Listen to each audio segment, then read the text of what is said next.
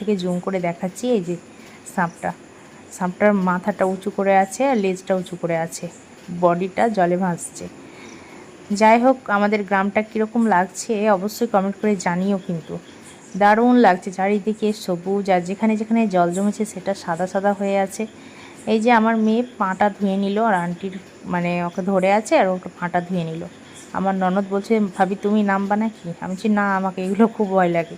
আর সত্যি আমাকে খুবই ভয় লাগে, আমি এগুলো তো অভ্যস্ত নই। আমি এসছি, শাশুড়ি আম্মা এসছে, আমার মেয়ে এসছে।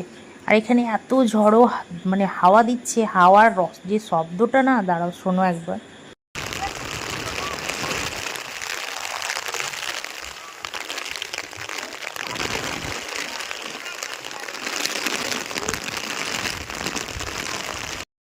তো কেমন লাগলো আমাদের গ্রামটা দেখতে অবশ্যই কমেন্ট করে জানিও। আর প্রচুর হাওয়া দিচ্ছে, ছাতা উড়ে উড়ে যাচ্ছে, তাই